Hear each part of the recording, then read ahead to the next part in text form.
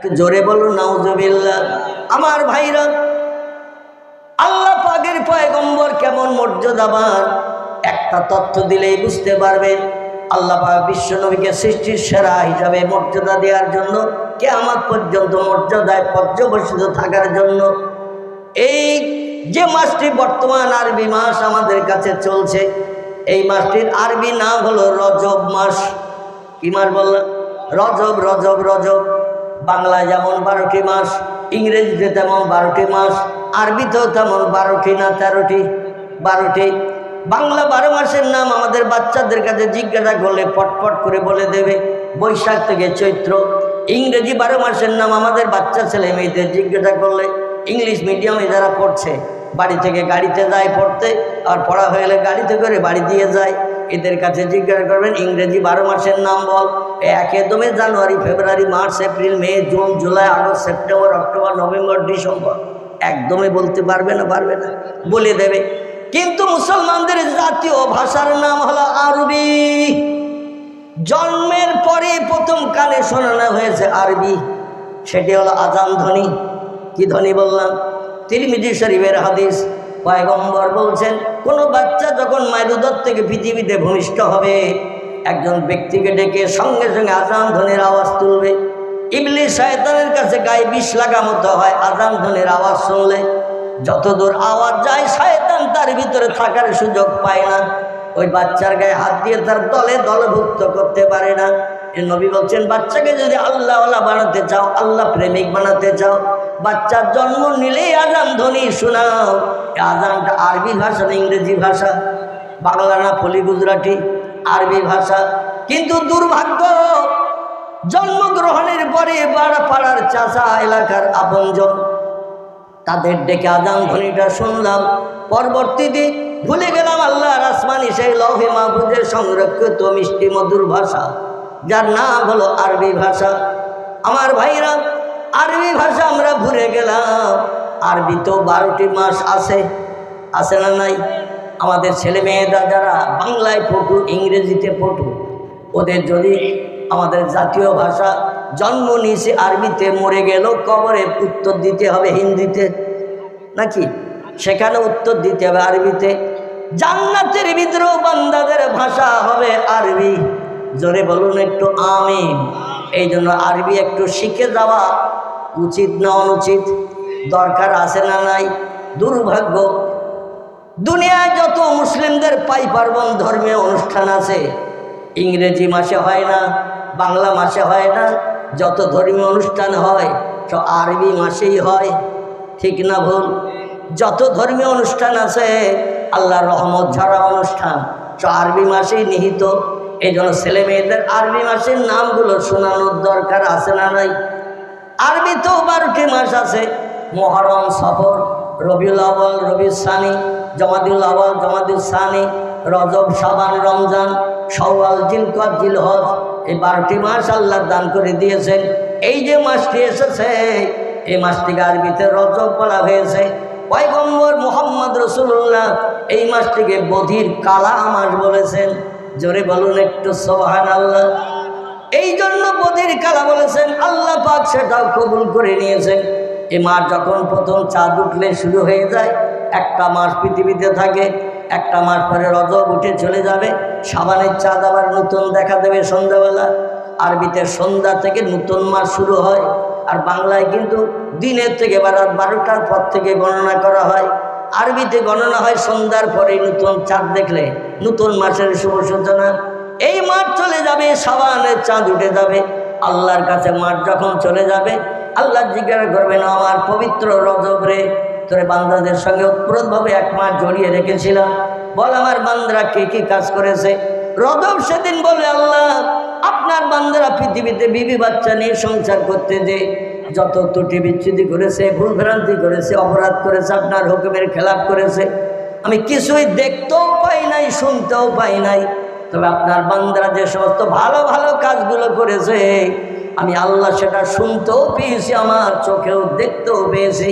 আমি তখন অন্ধ হই নাই, আমি তখন কালাও হই নাই, আমি তাদের চোখে দেখতেও পেয়েছি ভালো কাজ করতে যাচ্ছে। কোরআন আলগা করে তেলাওয়াত করছে, মসজিদে নামাজ আদায় করতে যাচ্ছে, রাস্তাঘাটে চলছে সুবহানাল্লাহ আলহামদুলিল্লাহ লা ইলাহা ইল্লাল্লাহ তাসবিহ পড়তে পড়তে যাচ্ছে। আওয়াজ আমি কানে শুনেছি, আর আমি তাসবিহ পড়ছে সেটা চোখেও দেখেছি। আল্লাহ বলবেন রজব সাক্ষী থেকে যা, সৃষ্টির সেরা করে যাদের বানিয়েছি আর তারা আমার নামের জপ জিকির করছে, রাস্তাঘাটে মসজিদে আযান শুনে মসজিদে জামাতে শরীক হয়ে নামাজ আদায় করেছে, এই রজব সাক্ষী রয়ে যা। হাসরের মাঠে ভুল ভ্রান্তি অপরাধের কারণে যদি জাহান্নামী হয়, এই তথ্যটা আমার একটু তুলে দিবি, তোর কাছ থেকে সাক্ষ্য নিয়ে অপরাধী বান্দাদের আমি আল্লাহ বান্দীদের জান্নাত হালাল বানিয়ে দেব। নারায়ে তাকবীর। আমার ভাইরা, আল্লাহ পাক রব্বুল আলামিন এখান থেকে 1400 বছর আগের ঘটনা, এই মাসের 26 তারিখের দিনগত রাত্র দ্বীপ্রহরের পরে পয়গম্বর মুহাম্মদ রাসূলুল্লাহকে বিশ্বসেরা বানানোর জন্য একটি মুজিজা দান করেছিলেন। মুজিজা শব্দটি হলো আরবি ভাষা, এর বাংলা অর্থ হল অলৌকিক তাজ্জব আশ্চর্যজনিত ঘটনা। আল্লাহ নবীকে দিয়ে ঘটিয়েছিলেন পৃথিবীতে নবীর প্রমাণ দেখানোর জন্য কম বেশি 4500-এর মতো, কতটা বললাম, 4500-এর মতো মুজিজা তাফসীরকারকেরা তাফসীর লিপিবদ্ধ করেছেন, সাহিত্যিকেরা ঐতিহাসিকেরাও লিপিবদ্ধ করেছেন। সিরাতে ইবনে হিশাম থেকে শুরু করে বিভিন্ন সিরাতের কিতাবে লিপিবদ্ধ হয়েছে। পয়গম্বর যে বিরল প্রকৃতির মানুষ, আল্লাহ এটা বিশ্ববাসীর চোখে বাস্তব দেখানোর জন্য, নজির ঘটানোর জন্য 4500-এর মতো অলৌকিক তাজ্জব আশ্চর্যজনিত মুজিজা ঘটিয়ে দিয়ে পৃথিবীর মানুষকে প্রমাণ করে দিলেন। হাজার চেষ্টা করলো আমার নবীর সমান তোমরা কেউ হতে পারবে না। পয়গম্বর মুহাম্মদ রাসূলুল্লাহ এই রজব মাসের 26 তারিখের দিনগত রাত মক্কা নগরীতে যখন বসবাস করছেন, বয়স তখন তার 53, কত বললাম, 53 বছর বয়স। আল্লাহ পাক বলে আমার হাবিব আমার কলেমার দাওয়াত দিতে যে শত্রুদের কাছে গালি খায়, চকটাঘাত খায়, পাথর খেয়ে রক্ত প্রদা হয়, কাঁদতে কাঁদতে ঘরে ফিরে আসে। আমার নবী বলে আল্লাহ ওরা যত মারে মারুক, যত গালি দেয় দিক, যত অত্যাচার উৎপীড়ন নির্যাতন আমারে করে করুক, আমি যেন অধৈর্য প্রকাশ না করি। আল্লাহ আমারে ধৈর্য ধরার তৌফিক দাও। জোরে বলুন একটু সুবহানাল্লাহ। আমরা যদি কেউ মারে প্রতিশোধ দিতে চাই না, আমরা তার প্রতিকার করতে চাই না, একা যদি না পারি আর ভাইদের পাড়া প্রতিবেশীদের ডেকে আনি, প্রতিশোধ নিতে হবে। আমার গালে চড় মেরেছে, আমারে গলা ধাক্কান দিয়েছে, আমার বুলেটের গুলি দিয়ে বক্ষ ঝাঁঝরা করার হুমকি দিয়েছে, নাউজুবিল্লাহ।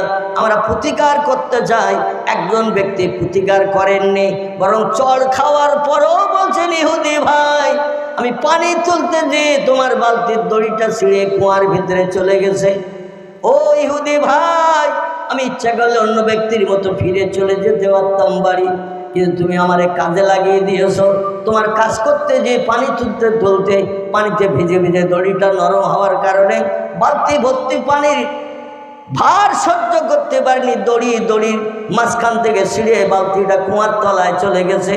গভীর গর্ত কুয়া, ভিতরে নেমে উঠানোর কোনো উপায় নাই। এই জন্য আপনারে জানাতে এসেছি, মজুরি দেবেন না দেবেন আপনার ব্যাপার। ইহুদি বলছে 2 টাকার মজুরি খাটতে এসে 10 টাকার বালতি শেষ করেছো, মজুরির নাম করলে কিন্তু আরো বেশি বিপদ হবে। বরং আমার বালতি কেন তুই ছিঁড়ে কুয়ার তলায় ফেলে দিয়েছিস বলি সবেটা ঘাত পয়গম্বরের গালে লাগিয়ে দিয়েছেন। বর্ণনাকারীরা বর্ণনা করেছেন 5টা আঙুলের দাগ বিশ্ব সুন্দর চেহারায় একেবারে সাপ পড়ে গেছে। জোরে বলুন একটু সুবহানাল্লাহ। যে পৃথিবীতে ছিলেন বিশ্ব সুন্দর, পুরুষদের ভিতরে 2 জনকে আল্লাহ বিশ্ব সুন্দর করে পাঠিয়েছিলেন। একজন বিশ্ব সুন্দরের নাম ইয়াকুব নবীর বেটা, নাম ছিল তার ইউসুফ। আর একজন বিশ্ব সুন্দর আল্লাহ পৃথিবীতে পাঠালেন, তিনি হলেন আব্দুল্লাহ তনয়, মামিনার নয়নের মণি, মক্কার অধিবাসী, নাম তার মুহাম্মাদুর রাসূলুল্লাহ। জোরে বলুন সাল্লাল্লাহু আলাইহি ওয়াসাল্লাম। বিশ্ব নবীকে আল্লাহ বিশ্ব সুন্দর করে পাঠিয়েছিলেন। এনার মতো রূপ চেহারা সৌন্দর্য পৃথিবীতে কিয়ামত পর্যন্ত কোনো মানুষ অতীতে পেতে পারেনি, ভবিষ্যৎ পারবে না।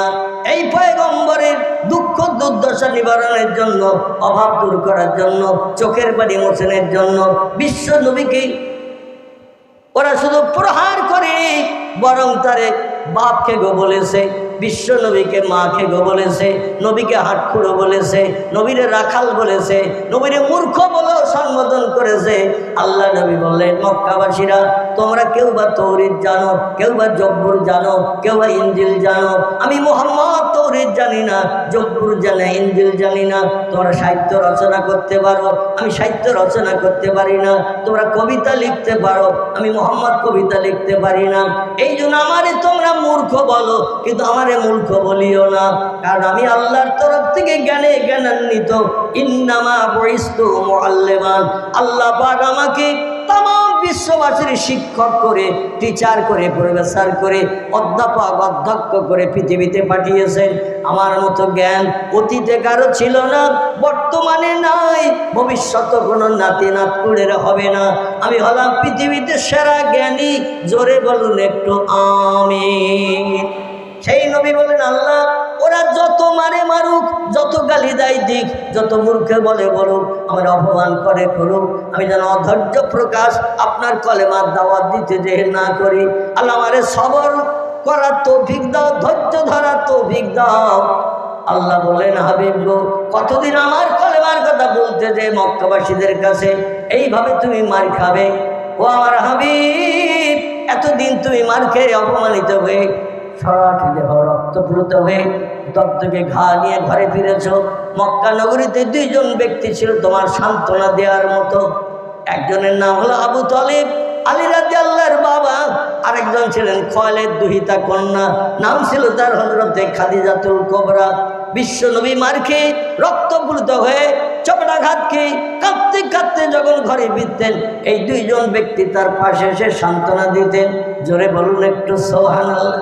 নবী এই দুইজনের সান্ত্বনা ছাড়া মক্কা নগরীতে আর কারো সান্ত্বনা কলেমার দাওয়াত দিতে যে 13 বছর পাননি। আল্লাহ পাক এই 13 বছর কলেমার দাওয়াতের পরে নবীজির বয়স যখন 53, একই বছরে দুইজনকে নবী থেকে সাইড করে দিলেন। মা খাদিজার ইন্তেকাল করিয়ে দিলেন। আবু তালেবকে দুনিয়া থেকে আল্লাহ সরিয়ে দিয়ে দিলেন। আল্লাহ ডেকে বললেন, ফেরেশতা জিবরিল, আমার নবীর এবার ফাইনাল পরীক্ষা।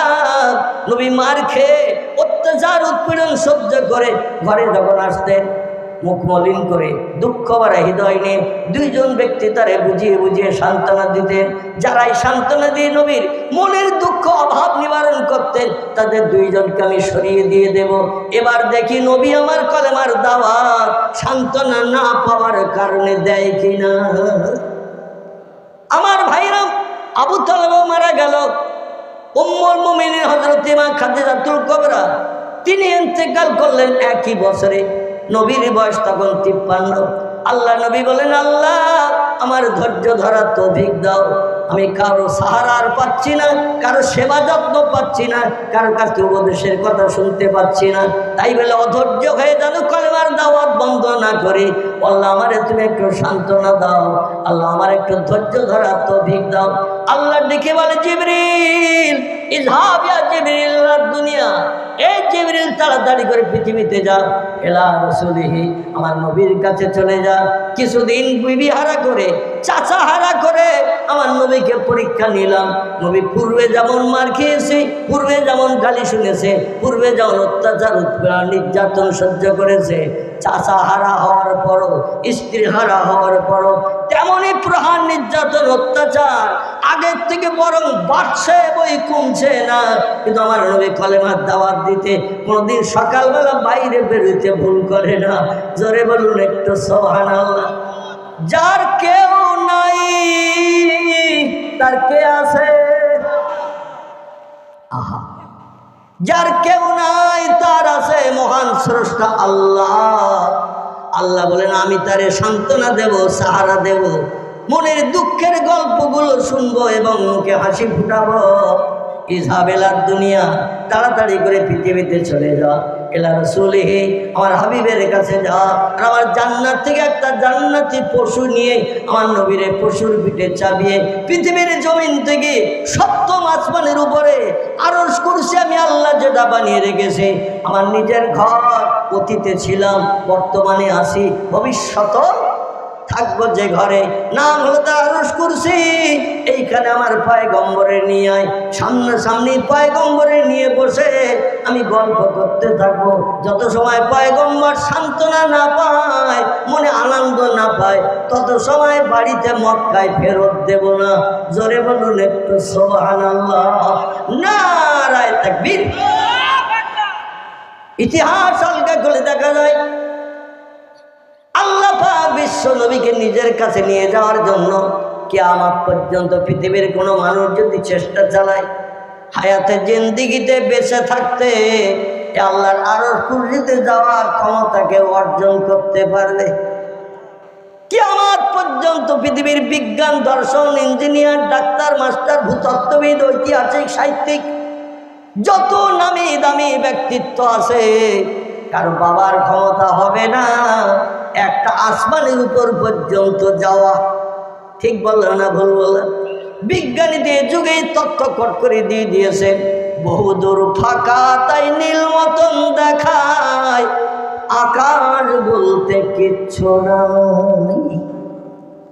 দুনিয়ার অধিকাংশ দেশের ভূগোল বইতে বিজ্ঞানীদের এই তথ্য লিপিবদ্ধ করা হয়েছে। বহুদূর ফাঁকা তাই নীল মতন দেখায়, আকাশ বলতে কিচ্ছু নাই। আল্লাহ বলে, পাগলের দল, তোমরা বামন হয়ে চাঁদ ধরতে যেও না। আমি আকাশে যা কিছু আছে সব আমি বানিয়েছি, জমিনে যা কিছু আছে সব বানিয়েছি আমি, তোমরা কিছুই বানাতে পারোনি। আর মহাশূন্য দেখে বলছে আর কিচ্ছু নাই, শুধু ফাঁকা। সাবওয়া সামাওয়াতিন তিবাকান, হুয়াল্লাযী খালাকা সাবওয়া সামাওয়াতিন তিবাকান।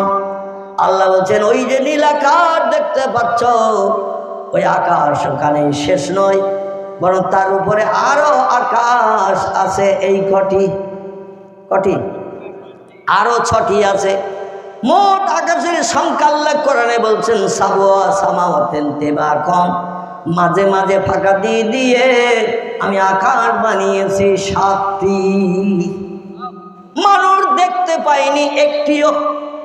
বর্তমান প্রযুক্তি যুগের যুগ, জ্ঞানের যুগ, শিক্ষার যুগ, যন্ত্রপাতি মেশিনের যুগ। বিজ্ঞানীর আটলান্টিক মহাসাগরের পানির উপরে স্যাটেলাইট মেরেছে, তীক্ষ্ণ লাইট, তীক্ষ্ণ আলো, 14,500 ফুট পানি ভেদ করে পানির তলায় কি আছে সেটাও মানুষকে দেখিয়ে দিয়েছে। প্রশান্ত মহাসাগরের পানির উপরে লাইট মেরেছে জলজাহাজে করে, যে এখানকার পানির গভীরতা হলো 15,500 ফুটের মতো, সেখানেও লাইট মেরেছে পানির উপরে। 15,500 ফুটের মতো পানি ভেদ করে তলায় কি আছে সেটাও লাইট দেখিয়ে দিচ্ছে পৃথিবীর মানুষকে। সাগরের তলা এখন আর ডুবিরি হয়ে যেতে হবে না। এত উন্নত হওয়া সত্ত্বেও আল্লাহ বলছেন, তোরা একটা আকাশও দেখতে পাবি না, আর জীবনে পাবিও না। তাই বলে আকাশ নাই কটা কোরআনে কোট করেছে, আর তোদের কাছে মিথ্যা তত্ত্ব হিসাবে বিবেচিত হবে। আর আমার বান্দাদের মিথ্যা তত্ত্ব দিয়ে ভুলিয়ে রাখবি, আমি আল্লাহ পছন্দ করি না। এই জন্য কোরআনে যত কিছু তত্ত্ব কোট করেছি, আমি বাস্তবে সেগুলো মানুষকে দিয়ে প্রমাণ করে দেখিয়েছি। একটু জোরে বলুন সুবহানাল্লাহ। মানুষকে দিয়ে প্রমাণ করে দেখিয়েছি যাতে আমার কোরআনের তথ্যগুলো সব সত্য। আল্লাহ পাক রব্বুল আলামিন তাই বিশ্ব নবীকে দিয়ে আকাশ কটা দেখিয়ে দিলেন, কোরআনে লিপিবদ্ধ করলেন 7টা। আল্লাহর নবী সাল্লাল্লাহু আলাইহি সাল্লাম তাফসীর কারকেরা বিশ্ব নবীর বর্ণনা মোতাবেক তফসিরে রুহুল বায়ান, তফসিরে মাওজিহুল কোরআন, তফসিরে বায়ানুল কোরআন, তফসিরে বাইজাবি, তফসিরে কাশফ, তফসিরে ইবনে কাসির, তফসিরে বিজলাল কোরআন, তফসিরে মারিফুল কোরআন, বিখ্যাত তফসিরের কিতাবের ভিতরে তত্ত্ব পরিবেশন করেছেন পয়গম্বরের কথা মোতাবেক, আল্লাহর কোরআনের বর্ণনা মোতাবেক। জোরে বলুন একটু সুবহানাল্লাহ। পয়গম্বর যেদিন মহাশূন্য পাড়ি দিয়ে মাহবুদের দরবারে গিয়েছিলেন আল্লাহর নূরে তাজল্লির চেহারা দর্শন করতে, আমরা কিয়ামত পর্যন্ত যদি যন্ত্রপাতি দিয়েও চেষ্টা চালাই আল্লাহরে কোনোদিন দেখতে পাবো? পাবো? আমাদের পক্ষে যেটা অসম্ভব আল্লাহ দুইটি পর্যায়ের মানুষদের মাধ্যম দিয়ে সেটা করিয়েছেন সম্ভব। একটি পর্যায়ের লোকের নাম হলো নবী আম্বিয়া, একটি পর্যায়ের লোকের নাম হলো ওলি আউলিয়া। এই দুটি দলের মানুষ অসম্ভবকে সম্ভব করে দেখিয়েছেন এবং কিয়ামত পর্যন্ত নবী আর আসবে না, এই নবীদের মাধ্যম দিয়ে অসম্ভব সম্ভব দেখতে পাবো না। তো ওলিরা কিয়ামত পর্যন্ত পৃথিবীতে থাকবে। তারা যদি ইচ্ছা করে, আল্লাহকে যারা রাজি করে নিয়েছে, তারা যদি ইচ্ছা করে এটা বাস্তবে সম্ভব করে দেখাতে পারবে। অসম্ভব জিনিসগুলোকে জোরে বলুন একটু আমিন।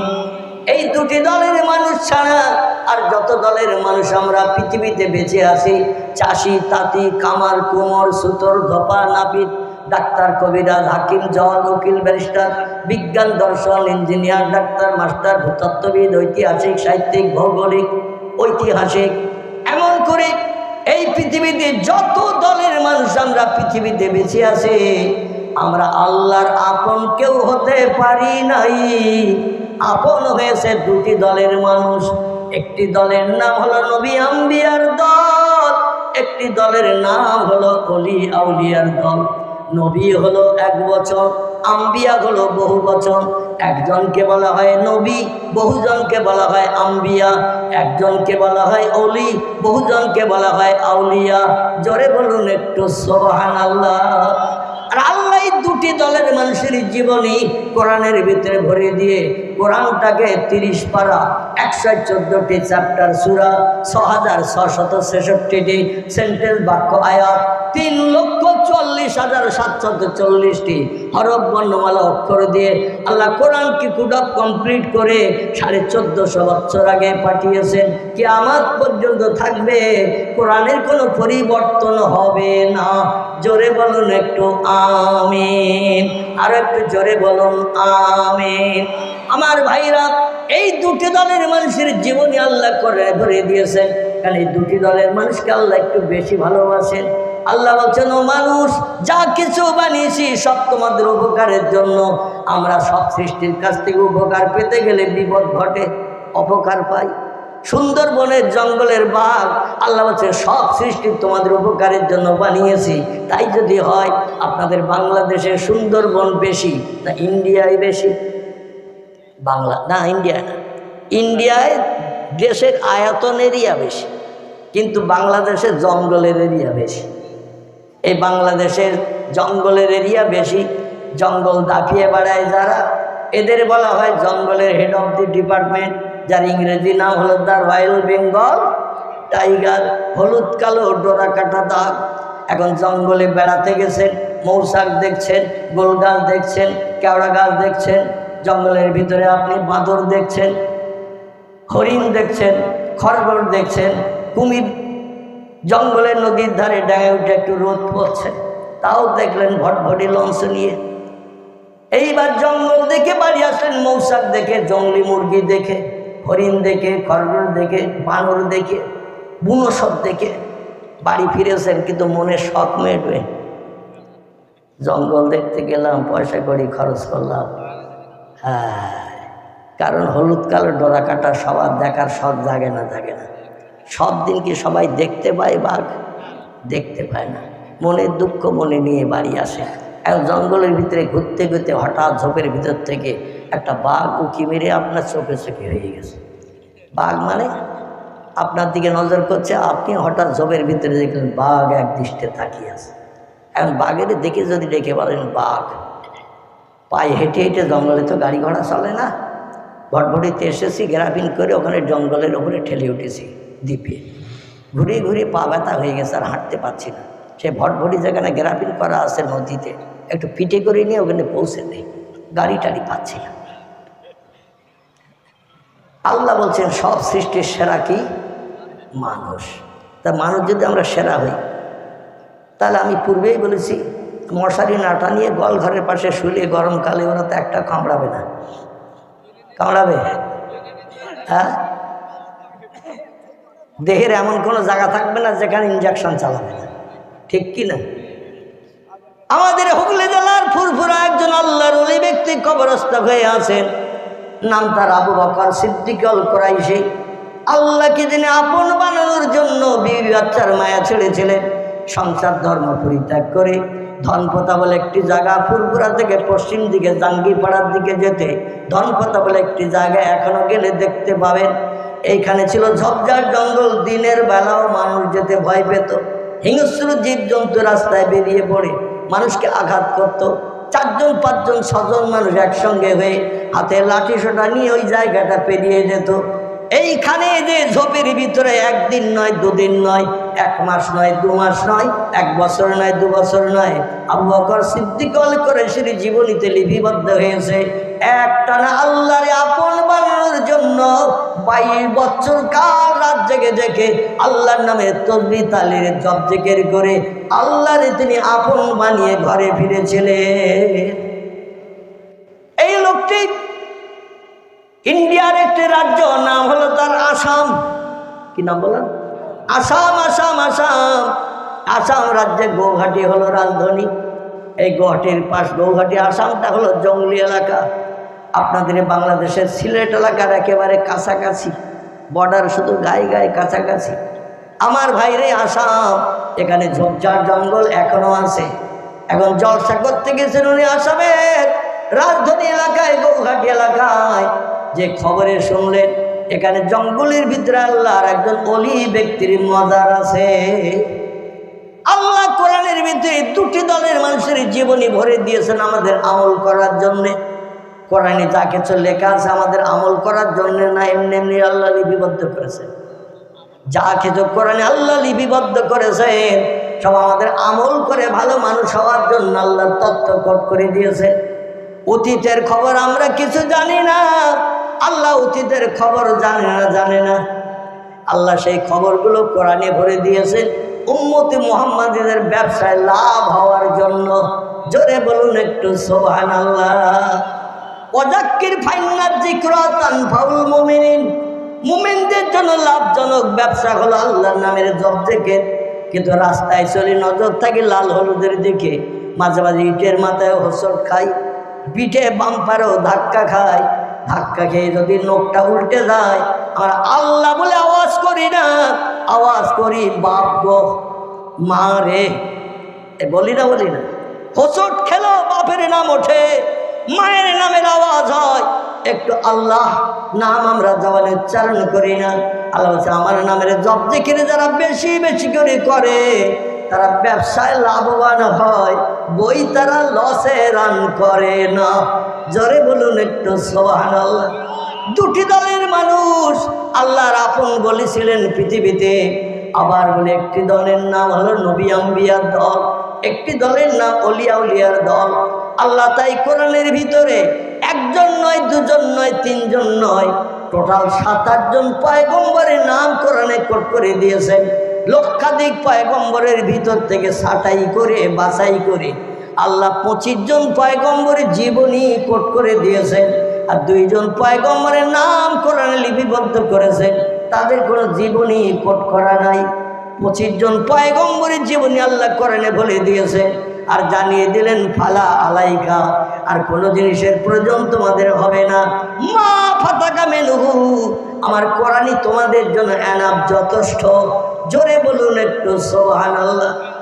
আল্লাহ যদি এই পৃথিবীতে মানুষকে সুপথ দেখানোর জন্য কোনটা ন্যায় কোনটা অন্যায়, কোনটা হালাল কোনটা হারাম, কোনটা ভালো কোনটা মন্দ যাচাই করার জন্য, সুপথ দেখিয়ে মানুষকে পৃথিবীতে পরিচালনার জন্য লক্ষাধিকের মতো পয়গম্বর আল্লাহ পৃথিবীতে পূর্বে পাঠিয়েছিলেন না পাঠান নাই? প্রত্যেককে অধিকাংশ বর্ণনাকারীদের মতে পয়গম্বর পৃথিবীতে এসেছে লক্ষাধিকের উপরে। আল্লাহ সব পয়গম্বরের জীবনী কম বেশি যদি কোরআনে ভরে দিতেন, পয়গম্বরেরা ভালো লোক না খারাপ লোক? পয়গম্বররা মিথ্যা কথা বলতো তো, চুরি চুরি করতো তো, পয়গম্বররা কারো গালে অন্যায়ভাবে চড় মারত তো, কোনো বিধবার দরজার করা রাত 1টায় নাড়া দিয়ে জীবন যৌবনের ক্ষুধা নিবৃত্তি করতে যেত। পয়গম্বররা কোনো ব্যক্তির প্রাণ নাশ করে বিবি বাচ্চাদের বিধবা এতিম বানাতো। পয়গম্বরদের চরিত্র ছিল সাদা কাপড় মার্কা, সব পয়গম্বর ছিল স্বচ্ছ ভালো। এই জন্য আমাদের নবী বলেছে হাসরের মাঠে পয়গম্বরদের কোনো হিসাব নিকাশ হবে না, বিনা হিসাবে সব পয়গম্বর জান্নাতে যাবে। জোরে বলুন সুবহানাল্লাহ। আর পয়গম্বরদের কলেমার দাওয়াতে সাহায্য করেছিল যারা, এরা হলো পয়গম্বরের বিবিগণ, এরাও হাসরের মাঠে হিসাব নিকাশ বিহীন জান্নাতে যাবে। জোরে বলুন সুবহানাল্লাহ। আর আমরা আর আমাদের মেয়েরা, এদের চুলসেরা বিচার হবে না? হবে না। হিসাব দিতে যে দাঁড়িয়ে থাকতে হবে কতদিন? খামসিনা আলফা সানা মিম্মা তাউদ্দুন। আল্লাহ নবী বলছেন একটানা 50,000 বছর হিসাবের জন্য সূর্যের রৌদ্রে হাসরে দাঁড়িয়ে থাকতে হবে। আল্লাহ যেন আমাদের হেফাজত করেন, সকলে বলুন আমিন। সব পয়গম্বরেরা ভালো মানুষ ছিল, সন্দেহ আছে কারো? তাই প্রত্যেকটি পয়গম্বরের জীবনে একটু কম বেশি করে কোরআনে ভরার দরকার ছিল না? আচ্ছা, সব পয়গম্বরদের জীবনে আল্লাহ একটু কম বেশি করে কোরআনে যদি ভরিয়ে দিত, এই কোরআন উপরে তুলতে গেলে 15 জন লাগতো না? লাগতো না? হ্যাঁ, উপরের থেকে কোরআন পাঠতে গেলে আবার 12 জন লাগতো কিনা? এই পাঠতে হবে, কারণ কোরআন পড়ে গেলে আবার সাদকা দিতে হবে। ঠিক বললাম না ভুল বললাম? কোরআনের মর্যাদা রক্ষা করতে যে হাতের থেকে সরিয়ে পড়ে গেলে সাদকা দিতে হয়। তো সব পয়গম্বরের জীবনে যদি কোরআনে ভরা হইতো, কোরআন যেমন এইরকম লম্বা হইতো, আবার এই রকম মোটা পুরু হতো। এই উপরে তুলতে গেলে 15 জন লাগতো না? লাগতো না? আবার নামাতে গেলেও 12 জন লাগতো না? লাগতো না? আল্লাহ বলেন অত ভারী মোটা কোরআন তোমাদের পক্ষে বহন করা অসম্ভব। এই জন্য আমি ছাঁটাই বাছাই করে মাত্র 25 জন পয়গম্বরের জীবনী কম বেশি ভরে দিয়েছি। সব থেকে লম্বা জীবনী কোরআনের ভিতরে আছে ইয়াকুব নবীর বেটা ইউসুফের জীবনী, সব থেকে লম্বা জীবনী, কোরআনের 12 পারা সূরা ইউসুফ। এরপরে 2 নম্বরে আল্লাহ পাক 2 জন পয়গম্বরের জীবনী ইউসুফ নবীর থেকে একটু কম করে ভরেছেন। একজনের নাম ইব্রাহিম খলিলুল্লাহ, একজনের নাম মুসা কালিমুল্লাহ। জোরে বলুন সুবহানাল্লাহ। টোটাল কোরআনে আল্লাহ 25 জন পয়গম্বরের জীবনী ভরে দিয়ে বললেন আর কোনো পয়গম্বরের জীবনী ফলো করতে হবে না, কোনো পয়গম্বরের জীবনী দেখতে হবে না, এটাই তোমাদের জন্য এনাফ যথেষ্ট হয়ে যাবে। পয়গম্বর তারা কারা? একটু নাম কটা বলি শুনে যান, তাহলে বুঝতে সুবিধা হবে। কারো নাম আদম, কারবা নাম শীষ, কারবা নাম ইদ্রিস, কারবা নাম নূহ, কারবা নাম ইব্রাহিম, কারবা নাম ইসমাইল, কারবা নাম ইসহাক, কারবা নাম ইয়াকুব, কারবা নাম ইউসুফ, কারবা নাম দাউদ, কারবা নাম সুলাইমান, কারবা নাম মুসা, কারবা নাম হারুন, কারবা নাম হুদ, কারবা নাম লুত, কারবা নাম সালেহ, কারবা নাম জাকারিয়া, কারবা নাম এহিয়া, কারবা নাম আইয়ুব, কারবা নাম ইউনুস, কারবা নাম শোয়েব, কারবা নাম ইলিয়াস, কারবা নাম ওজায়ের, কারবা নাম ঈসা, কারবা নাম মুহাম্মাদুর রাসূলুল্লাহ। চিল্লায়ে বলুন সুবহানাল্লাহ। কতজন হলো? আমার মনে হচ্ছে আজকে জলসা শেষে তাওয়ারুক নেই, নেই। সেই জন্য আপনারা গুনতেছেন না। মানুষ লাভে লোহা বইতে চায় না, বিনা লাভে তুলোর বস্তাও ঘাড়ে নিতে চায় না। শেষে তো কোনো তাওয়ারুক নেই। লোকজন কম ছিল, করলেও ভালো হতো। যাই হোক, যেখানে 20-50 হাজার লোকের সমাগম, সেখানে তো তাওয়ারুক করা সম্ভব না। আর কবরস্থ ব্যক্তিদের আত্মার কল্যাণে মাগফিরাতের জন্য জলসা, একটু কিছু হাতে দিলে কবরস্থ ব্যক্তিকে আল্লাহ তার প্রতিদান কবরেও জান্নাতি নাজনেমাত আল্লাহ পাক বরাদ্দ করেন। জোরে বলুন সুবহানাল্লাহ, জোরে বলুন সুবহানাল্লাহ। শুধু এই পয়গম্বরদের জীবনী আল্লাহ ভরে নাই, বরং কিছু অলিদের জীবনী আল্লাহ কোরআনে ভরে দিয়েছেন। বর্তমান 21 শতাব্দীর যুগে কিছু দলমত পথের মানুষ আবির্ভাব হয়েছে, পূর্বে ছিল না। তারা অলিয়া উলিয়াদের কথাবার্তা শুনতে চায় না। আর কোরআনে যদি আল্লাহ অলিদের জীবনী কোট করেন আমাদের আমল করার জন্যে, তাহলে অলির জীবনী লাগবে না? লাগবে না? লাগবে না? লাগবে না? অলিদের জীবনী বাদ দিয়ে শুধু নবীদের জীবনী মানলে কি হবে? কোরআনের সব কথাগুলো আমাদের মান্যতা দিতে হবে, ঠিক না ভুল?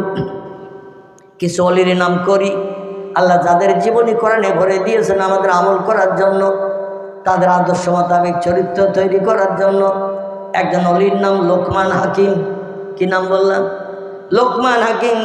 সূরায়ে লোকমান আল্লাহ একটা সূরার নাম কোট করেছেন তার নামে। আবার তার কথাগুলো আল্লাহ এত পছন্দ করেছেন, কোরআনের ভিতরে সেটা কোট করে দিয়েছেন, কিয়ামত পর্যন্ত উম্মতে মুহাম্মাদীদের পড়তে হবে। লোকমান তার ছেলেকে যে উপদেশ দিলেন, এই উপদেশের কথা যদি আপনি পড়েন, প্রতিটি অক্ষরের বিনিময়ে 10টা করে সব, আপনার আমার নামাজে ঢুকে যাবে। ধরে বলুন সুবহানাল্লাহ। ওয়াইস ক্বালা লুকমান ইয়া বুনাইয়া আকিমিস সালাতা ওয়ামুর বিল মারুফ ওয়া নাহা আনিল মুনকার ওয়াসবির আলা মা সাবার ইন্না যালিকা মিন আজমিল উমুর। জোরে বলুন একটা আল্লাহু আকবার। লোকমান হাকিম একজন আল্লাহর ওলি ছিলেন। কোনো মুফাসসিরগণ বলে নাই লোকমান হাকিম নবী ছিল। ইনি ছিলেন উচ্চ মর্যাদা সম্পন্ন ওলি। ওলি ওলি ওলি তাকে বলা হয় আল্লাহর সঙ্গে যারা গাঢ়তর সম্পর্ক স্থাপন করেছে। আল্লাহ কোরআনে বলছেন আলা ইন্না আউলিয়া আল্লাহি লা খাউফুন আলাইহিম ওয়া লা হুম ইয়াহজানুন। জোরে বলুন আল্লাহু আকবার। আল্লাহ হচ্ছে হুঁশিয়ার। আল্লাহ ডেঞ্জার, বিপদ খাতরা আছে উম্মতে মুহাম্মাদি। হুঁশিয়ার হয়ে যাও, সাবধান হয়ে যাও। তাদের সম্পর্কে কোনো বাজে মন্তব্য করবে না, তাদের সম্পর্কে কোনো কু আলোচনা করবে না। কারণ ইন্না আউলিয়া আল্লাহ, আমার সঙ্গে যারা দোস্তি করলো, আমার সঙ্গে যারা ফ্রেন্ডশিপ স্থাপন করলো, আমার সঙ্গে যারা বন্ধুত্ব করলো, আমি ছাড়া আর কিছু যারা জানে না চেনে না, এদের নামে যেন কোনো বাজে মন্তব্য করবে না। কারণ ওরা আমার, আমি আল্লাহ ওদের। জোরে বলুন একটু সুবহানাল্লাহ। লা খাউফুন আলাইহিম ওয়া লা হুম ইয়াহজানুন। তাদের বিপদে মুসিবতে কোনো ভয় নাই। রাতের বেলা ঘুম কামাই করে চিন্তা করার দরকার নাই। তাদের সব সমস্যার সমাধান আমি আল্লাহ আমার কুদরতি হাতে হবে। কারণ আমি যেটা চাই তারা সেটা দেয়, আবার তারা আমার কাছে যেটা চায় আমি আল্লাহ সেটা না দিয়ে পারি না। কথাটা ভুল বললাম? আমি যেটা চাই নবীরা সেটা দেয়, আমি যেটা চাই ওলিরা সেটা দেয়, আবার নবী ওলিরা যেটা আমার কাছে চায় আমি আল্লাহ সেটা না দিয়ে পারি না। কারণ প্রেমিক প্রেমিকার দাবি যদি পূরণ না করে প্রেম থাকবে না, কেটা হবে। প্রেমিকা যদি প্রেমিকের কাছে কিছু চায়, প্রেমিক দিতে দিতে আমার ভাইরা অরাজি হয়, দেখবেন প্রেম ওই মেয়েটি আর রাখবে না, ওর কাছ থেকে জীবনের সব ভবিষ্যৎ আর মেটবে না। এই জন্য প্রেম কাটা ভাবে অন্য প্রেমিক আবার খুঁজে বেড়াবে। আল্লাহ আমার প্রেমিক যারা, আমি ছাড়া কিছু চেনে না যারা, আমি আল্লাহ তাদের আপন। মান কানা লিল্লাহ, নবী বলছেন যে লোকটি আল্লাহর আপন হয়ে যায়, কানাল্লাহু লাহু, আল্লাহ তাদের আপন হয়ে যায়। আসামের গুয়াহাটির জঙ্গলে একজন অলি ব্যক্তির মাজার আছে। খবর শুনলেন ফুরফুরার পীর আবু বকর সিদ্দিক আল কুরাইশি। উনি একজন শাগরেদ সঙ্গে করে নিয়ে গেছেন আসামের গুয়াহাটিতে। শাগরেদটির নাম হলো আল্লামা রুহুল আমিন রাহমাতুল্লাহ আলাইহি। আমাদের বসিরহাটের জমিনে যিনি কবরস্থ হয়ে আছেন, যিনি 82 খানা হাদিসের কেতাব মেমোরিতে জমা করে রেখেছিলেন, 72 খানা ফেকার কেতাব যার মেমোরিতে জমা ছিল, 65 খানা তফসিরের কেতাব যিনি মেমোরিতে জমা করে রেখেছিলেন, এমনকি ওয়ার্ল্ড রেকর্ড বুক গিনেস বুকে এখনো পর্যন্ত তার নাম লিপিবদ্ধ আছে। একসঙ্গে 2 হাতে কলম চালিয়ে লিখতেন তিনি। জোরে বলুন একটু সুবহানাল্লাহ। বহু মানুষ বাস্তব চোখে দেখেছে।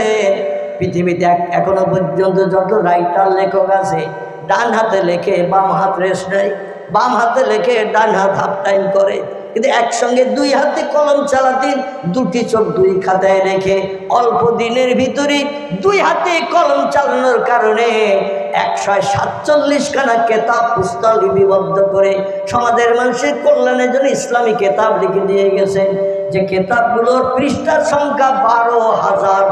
জোরে বলুন একটু সুবহানাল্লাহ।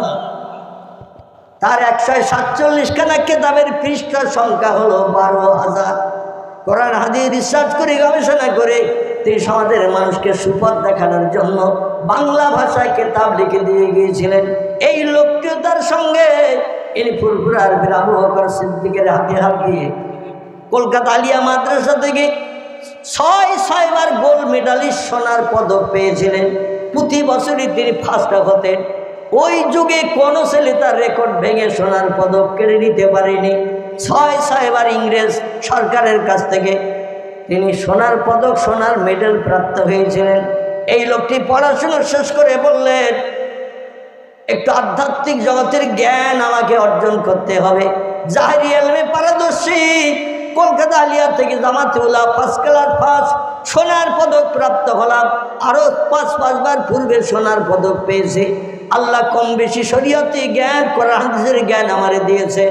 একটু ইলমে মারিফাতের জ্ঞান অর্জন করব, ইলমে লাদুনির জ্ঞান অর্জন করব, ঐশ্বরিক জ্ঞানে জ্ঞানান্বিত হব। আল্লামা রুহুল আমিন একটি পুস্তক লিখেছেন, বইটির নাম হলো তরিকত দর্পণ তাসাউফ তত্ত্ব।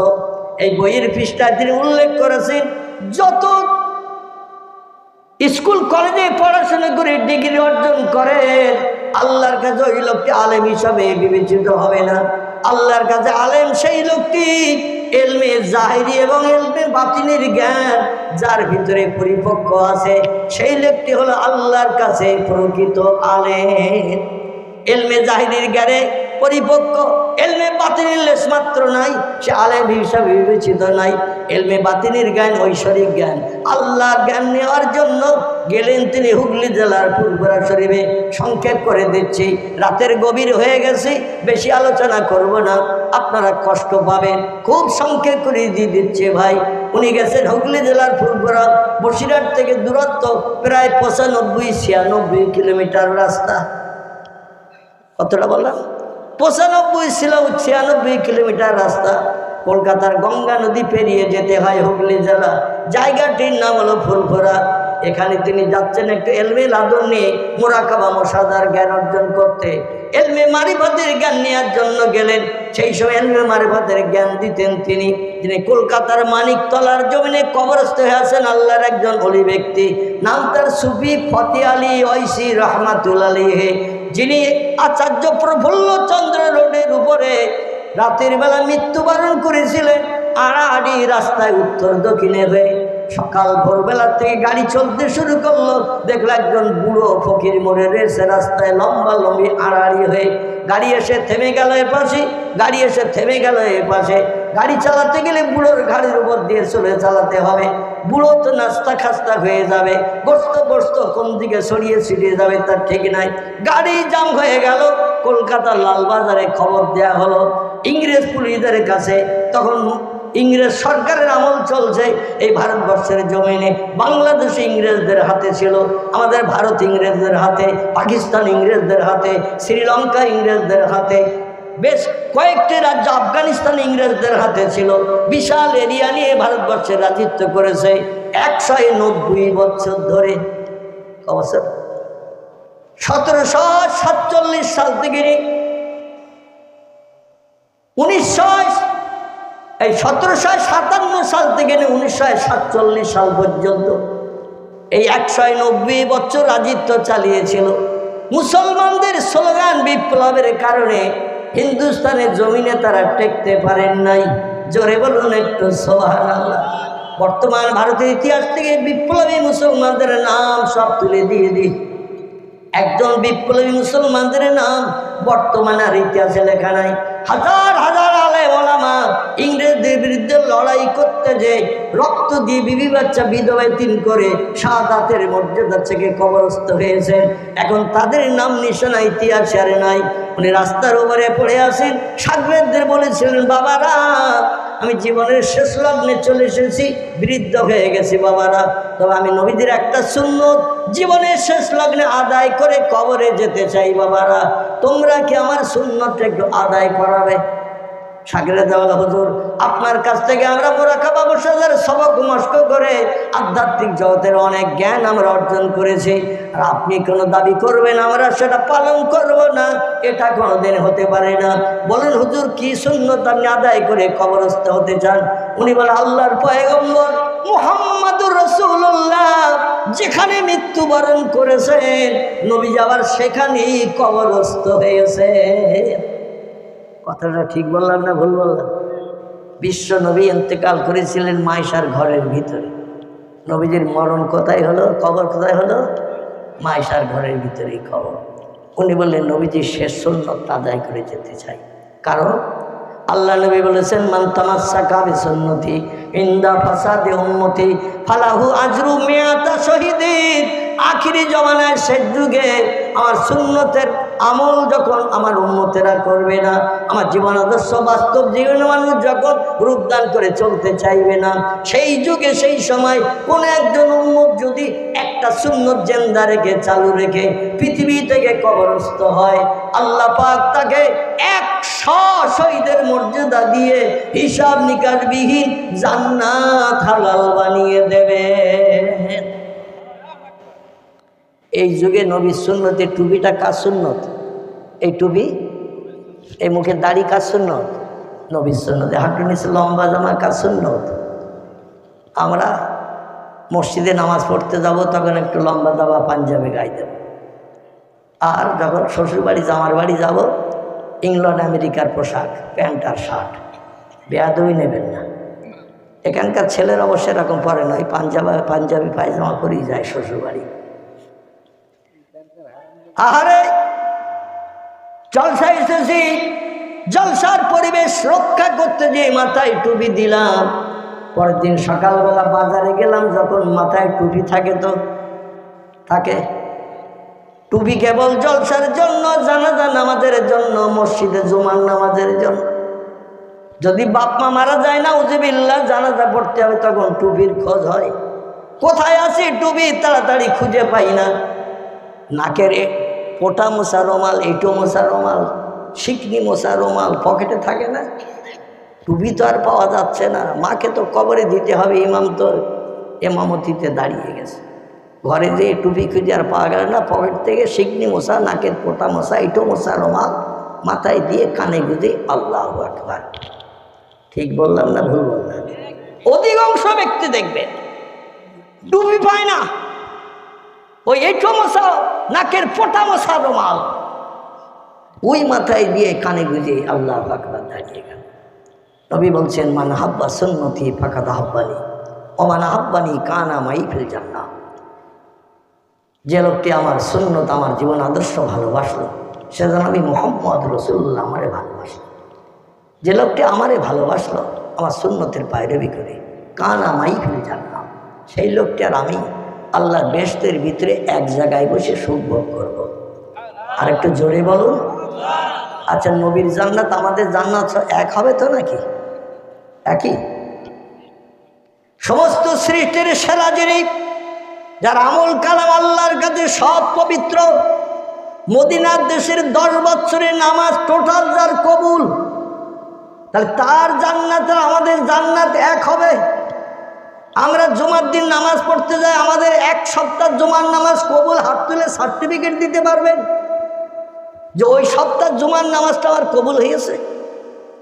মসজিদে নামাজে দাঁড়াই মন থাকে জুতোর কাছে, জুতো দুটো আবার কেউ নিয়ে যাবে না তো। মসজিদে নামাজে দাঁড়িয়ে আছে, মন আছে দোকানে শাটারে তালা দিয়ে এসেছি তো। মসজিদে নামাজ পড়ছি, মন আছে খোকার মার গোশের হাঁড়িতে নামাজ পড়ি, গরম গরম যেয়ে খাও, টেস্ট। এই মন যায় না, যায় না। আপনাদের যায় না, আমার যায়। দেখবেন নামাজে দাঁড়ালে দুনিয়ার হাজার চিন্তা মগজে আসে। খসু এই একাগ্রতার নিয়ে যদি মনের ভিতরে না হয়, ইমাম কত রাকাত পড়েছে, 4 রাকাত নামাজে, তাও মাঝে মাঝে স্মরণে আসে। 2 রাকাতে বসেছে না 4 রাকাতে বসেছে, এবার সালাম হবে না আবার উঠবে। এই মাঝে মাঝে মনে হয় না, হয় না? এই নামাজ কি কবুল হবে বলে মনে হয়? 2টি দলের মানুষের এই নামাজ কবুল হয়েছে। একটি দলের নাম হলো নবীর দল, একটি দলের নাম হলো অলির দল। আল্লাহ তাদের আপন, তারাও আল্লাহর আপন। জোরে বলুন সুবহানাল্লাহ। তিনি বললেন, আমি নবীর শেষ সুন্নত আদায় করে পৃথিবী থেকে যেতে চাই। নবী ইন্তেকাল করেছেন যেখানে, কবরস্থ হয়েছেন সেখানে, কিয়ামত পর্যন্ত সেখানেই থাকবে। না উঠে আবার অন্য জায়গায় নিয়ে যাওয়া হবে? সেখানেই থাকবে। উনি বললেন, আমি যেখানে মারা যাব আমার ওখানে কবর দিও। ওরা বললো, হুজুর আপনার মন যদি ছাদের উপরে হয়, ছাদের উপরে হলে ছাদের উপরে কবর দিও, তবে আল্লাহ ওই জায়গায় কবর করবে না। জোরে বলুন সুবহানাল্লাহ। কত বিশ্বাস, কত বিশ্বাস! এই আবু বকর সিদ্দিক আল কুরাইশি বলছে, বাবা রুহুল আমিন, আল্লাহ আমার মরণ করবেন জুমার দিন, আল্লাহ তোমারও মরণ করবেন জুমার দিন। এ বলাটা কি চারটেখানি ব্যাপার? হ্যাঁ, উনি বললেন আল্লাহ আমার মরণ করবেন জুমার দিন। ও বাবা রুহুল আমিন, আল্লাহ তোমারও মরণ করবেন জুমার দিন। আল্লামা রুহুল আমিন বললেন হুজুর, যদি আপনার মরণ রবিবারে হয়, আপনার মরণ যদি মঙ্গলবারে হয়, আপনার মরণ যদি বৃহস্পতিবারে হয়, অধিকাংশ মানুষ যে আপনার হাতে হাত দিয়ে বায়াত করে মোরাকাবা মুশাহাদার সবক মশক করছে, তাহলে হুজুরের কথা তো প্রমাণ হলো না মিথ্যা? তাহলে তার মোরাকাবা মুশাহাদার সবকের কথাও মিথ্যা। এ বলবে না? বলবে না? একটা জায়গায় ভুল তত্ত্ব পেলে মানুষ সব জায়গায় ভুল খুঁজে বেড়াবে। উনি বললেন বাবা আমি আল্লাহর তরফ থেকে জেনেছি ইলহামের মাধ্যম দিয়ে। ও বাবা আমার কথা আল্লাহ কিয়ামত পর্যন্ত মিথ্যা বানিয়ে জনগণের কাছে রাখবেন না। বাংলা 1347 সাল চৈত্র মাসের 3 তারিখ জুমার দিন আল্লাহ পাক ফুরফুরার বীর আবু বকর সিদ্দিকের ইন্তেকাল করালেন। বাংলা 1352 সাল কার্তিক মাসের 16 তারিখ শুক্রবার আল্লামা রুহুল আমিনেরও মরণ হলো। জোরে বলুন সুবহানাল্লাহ। নবী বলছেন জুমার দিন যাদের মরণ হয়, আল জুমাতু আগেরুন আল জুমাতু আজহেরুন, জুমার দিন খুশির দিন, জুমার দিন দোয়া কবুলের দিন, জুমার দিন আল্লাহর রহমত বর্ষণ হওয়ার দিন। জুমার দিনে কোনো ব্যক্তির যদি মরণ হয়, জুমার দিনের ইজ্জতের খাতিরে আল্লাহ তাদের কবরে আযাব বন্ধ করে দেয়। এই জন্য আমরা একটু আল্লাহর কাছে যখন দোয়া কামনা করি, আল্লাহ মরণটা আমাদের যেন জুমার দিন করেন। সকলে বলুন আমিন। এটা আমরা আল্লাহর কাছে দাবি করব। এখন উনি বললেন বাবা আল্লাহ অবশ্যই ছাদের উপরে আমার মরণ করবে না। বললেন হুজুর তাহলে জমিনে কোথাও মরণ হলে চেষ্টা করবো, সে লোকের কাছে অনুরোধ বিরোধ করি। আপনার তো সেখানে কবর দেওয়ার কথা, নবী সুন্নত আদায় করবে। নবী যেখানে ইন্তেকাল করেছিলেন সেখানে কবরস্থ হয়েছে। এখন মরণ হতে না হতে Acharya Prafullachandra road, Sealdah to Shyambazar main road, যার ইংরেজি নাম এপিসি রোড। কি নাম? এতে আচার্য, পিতে প্রফুল্লচন্দ্র, আর আরতে রোড। আচার্য প্রফুল্লচন্দ্র রোড, ইংরেজিতে শর্ট নাম এপিসি রোড। রাস্তার উপরে তিনি উত্তর দক্ষিণ হিসেবে বললেন, পূর্ব পশ্চিমে রাস্তা লম্বা। জনগণ এসে গাড়ি এসে দাঁড়িয়ে গেল। ওনার সাগরেদরাও খবর পেয়েছেন আমাদের হুজুর কেবলা রাতের বেলা রাস্তার উপরে মারা গেছে। এখন জনগণ এসে বলল এ বুড়ো কে, বুড়ো এর পরিচয় কি, লাশ সরাও, গাড়ি নিয়ে যাব, কত সময় অপেক্ষা করে। ওনার সাগরেদরা বলল আমাদের হুজুর বলে গেছে যেখানে মরবেন সেখানে কবর দিতে। জনগণ বলছে রাস্তায় কি কবর দেওয়া যায়? 24 ঘন্টা গাড়ি চলে। বলছে আমরা লাশে হাত দিতে পারবো না। বলছে তাহলে আমরা চেষ্টা করি। জনগণ কেউ হাত ধরেছে, কেউ মাথা ধরেছে, কেউ পায়ের দিকে ধরেছে, কেউ মাথার দিকে ধরেছে। জমিন বলছে what is your name, who are you, কে তুমি, নাম তোমার কি, পরিচয় দাও। পৃথিবীর সব সৃষ্টি এই ফকিরের বন্ধু। জোরে বলুন সুবহানাল্লাহ। ডেন্ড্রাইট, অ্যালোডাইট আটা আমাদের দেশে পাওয়া যায়, ফেভিকল আটা। আপনাদের দেশের নাম কি? একই নাম। এই আটা যদি একবার কোথাও লাগানো হয় 2-1 মিনিট পরে টানলে আর ছাড়াবে বলে মনে হয়। জমিনের সঙ্গে আল্লাহর ওলির পিঠটা ওই রকম আঠার মতো জুড়ে গেছে। জোরে বলুন একটু সুবহানাল্লাহ। মানুষ ধরে জমিন বলে আমারে নিয়ে তো, ফকিরকে ছাড়িয়ে নিতে পারবে না। শেষ পর্যন্ত লাল বা এমন করে ধর্মতলার পাশাপাশি ওইখানে ইংরেজ পুলিশদের মেন ঘাঁটি, সেখানে খবর দেওয়া হয়েছে যে অন্তত এক ফকির রাস্তায় আছে, গাড়ি ঘোড়া যেতে পারছে না, আপনারা আসুন। ওরা এসে জনগণকে বললো উঠাও, রাস্তা ক্লিয়ার করো। বলে আমরা চেষ্টা করেছি, পারি নাই। ওনারা চেষ্টা করলো, ইংরেজ পুলিশরা, কোনো কাজ হলো না। শেষ পর্যন্ত গাড়ি নিয়ে আসা হলো, গাড়ি, কেরেন গাড়ি, শিকল পায়ে বেঁধে মেশিন গাড়ি স্টার্ট দিয়ে ফকিরকে টেনে নিয়ে যাবে মই টানা মতো। গাড়ির স্টার্ট বন্ধ। জোরে বলুন সুবহানাল্লাহ। সাধারণ জনগণ বলছে, কি পচা গাড়ি নিয়ে এসেছ? এক ফকির টানতে পারে না। বলছে, আমরা গাড়ি এনেছি তো ভালো, পায়ে শিকল বাঁধলাম ভালো, আর টানতে যে আর ফকির নড়ে না, গাড়ি স্টার্ট হয় না। বলে, শিকল খোলো। পায়ের থেকে যেই শিকল খুলেছে, চাবি মোড়া দিয়েছে, সঙ্গে সঙ্গে স্টার্ট। জনগণ বলছে, কি ব্যাপার? বলছে, তেলের লাইনে বোধহয় কোনো ময়লা টয়লা ঢুকেছে, এই কারণে স্টার্ট হয়নি। বলে, লাইন ক্লিয়ার? বলে, ক্লিয়ার। আবার শিকল যেই পায়ে লাগিয়েছে, জুড়ে দেবেন, টেনে নিয়ে যাবে মই টানা মতো, গাড়ির স্টার্ট আস্তে আস্তে বন্ধ। তিনবার এই চেক আপ করা হলো, দেখা গেল যেই পায়ে শিকল লাগা গাড়ির স্টার্ট এমনি এমনি বন্ধ হয়ে যায়। ইংরেজ পুলিশ বলল, আমার ভাইরা, এ ফকির সাধারণ ফকির নয়, এ হলো আল্লাহর প্রেমিক বান্দা ফকির। এনার সঙ্গে দুর্ব্যবহার করলে আমাদের বড় বিপদ হবে আগামীতে। কারণ অলি ব্যক্তিরা কবরে মরে না, নবীরা কবরে মরে না। আল অলিউলা ইয়ামুত, অলিরা মরে না, তারা কবরে জিন্দা অবস্থায় থাকে, যেমন নবীরা জিন্দা অবস্থায় থাকে। ইন্নাল্লাহা হাররামা আন তাকুলা আলাল আরদি আসরাদাল আম্বিয়ায়ে ফানাবিয়াল্লাহি হাইয়ুন ইয়ারযাকু। আল্লাহ নবী সোনার জামানিতে হাদিস শরীফে জানিয়েছেন, ইন্নাল্লাহ, নিশ্চয় আল্লাহ পাক, হাররামা, তিনি হারাম সাব্যস্ত করেছেন, নিষেধ করেছেন, বারণ করে দিয়েছেন, আন্তাকুলা, ভক্ষণ করতে, খেতে, আলাল আরদ, দুনিয়ার মাটিকে, আসরাদাল আম্বিয়া, নবী আম্বিয়ারা যেখানে কবরস্থ হয়ে আছে, এদের লাশ আল্লাহ মাটিকে খেতে নিষেধ করে দিয়েছেন। যেমন রাখবে কিয়ামত পর্যন্ত তেমন থাকবে। এই কথা বলে নবী ক্ষান্ত হন নাই। ওই হাদিসের শেষে পয়গম্বর বলছেন, ফানাবিয়াল্লাহি হাইয়ুন ইয়ারযাকু, আল্লাহর নবীরা কবরে জিন্দাবস্থায় থাকে, হাইয়ুন, হাইয়ুন, জিন্দাবস্থায় থাকে, ওয়ারযাকু, এবং খোদা প্রদত্ত জান্নাতি রুজি তাদের জন্য পরিবেশিত হতে থাকে। জোরে বলুন একটু সুবহানাল্লাহ।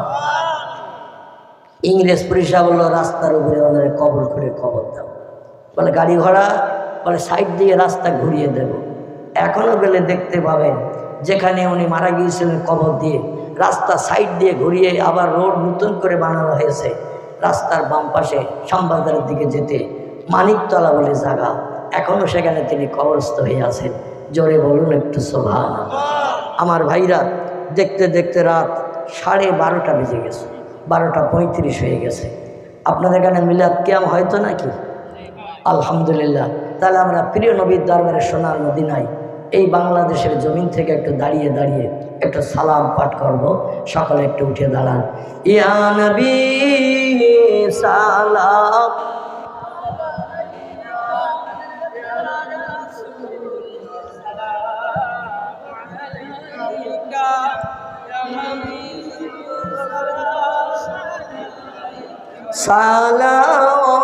সালাওয়াতুল্লাহ আব্দুল্লাহ হাবিবের পিতা, মামিনা যে রসুলের মাতা।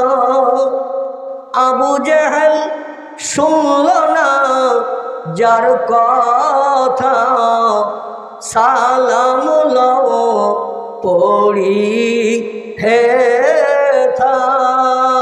ইয়া নবী সালাম আলাইকা, ইয়া রাসূল সালাম আলাইকা, ইয়া হাবিব সালাম সালাওয়াতুল্লাহ।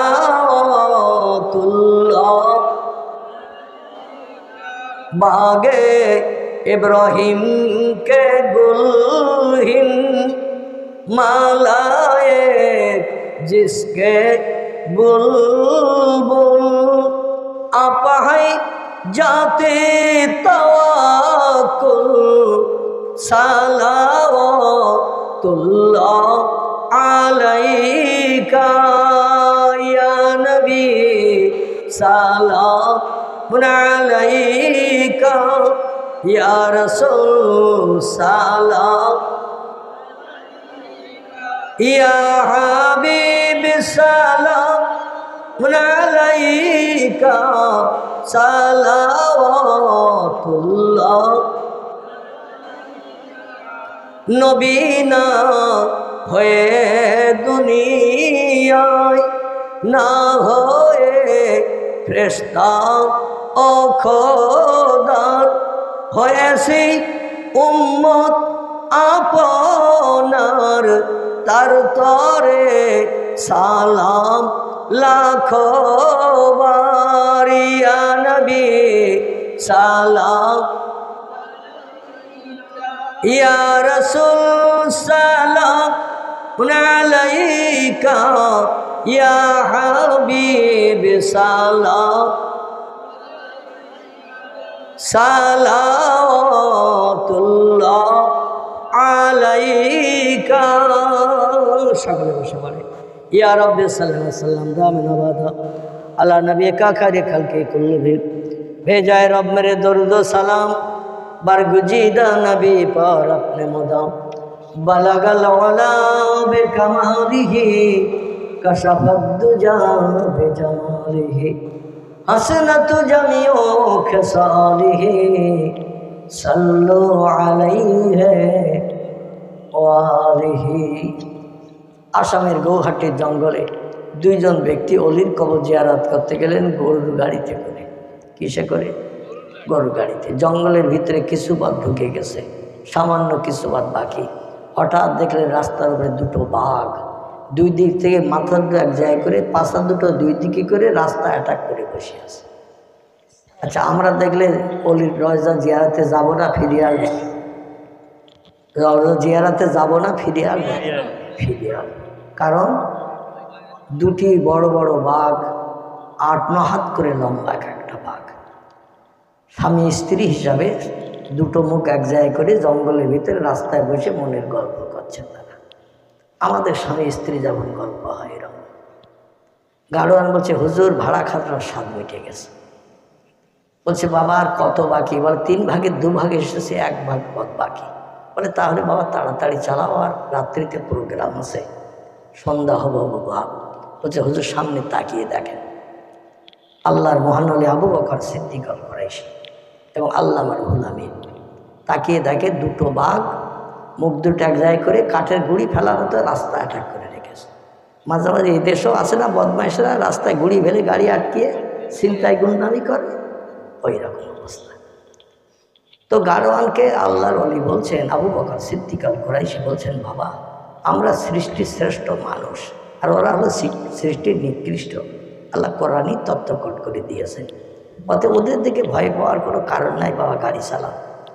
বলেন, হুজুর যদি আপনাদের ভয় না থাকে আপনারাই চালান। আগে যদি জানতাম 20 টাকার ভাড়া খাটতে এসে এইরকম চরম বিপদে পড়তাম না। এখন দুটো বাঘ আমার গরু দুটোরে খায় কি আমারে খায়, কোন দিকে নজর করছে সেই চিন্তায় আমি ব্যস্ত। কারণ বাঘের একটা প্রবাদ আছে, ও যারে দেখে তারে ধরে, অন্য কারো ধরে না। আর গরু দেখতেছে কি আমারে দেখতেছে বুঝতে পারছি না। পীর সাহেব বলছেন, বাবা গাড়ি চালানো যাবে না? বলছে, হুজুর এখনো বলছেন চালানো যাবে না? আল্লাহর মহানবী ডেকে বললেন, বাবা বড় মাওলানা, ও বাবা রুহুল আমিন, 3 ভাগের 2 ভাগ পথ চলে এসেছি, 1 ভাগ বাকি। এখন কি এখান থেকে ফিরে যাওয়া কি উচিত?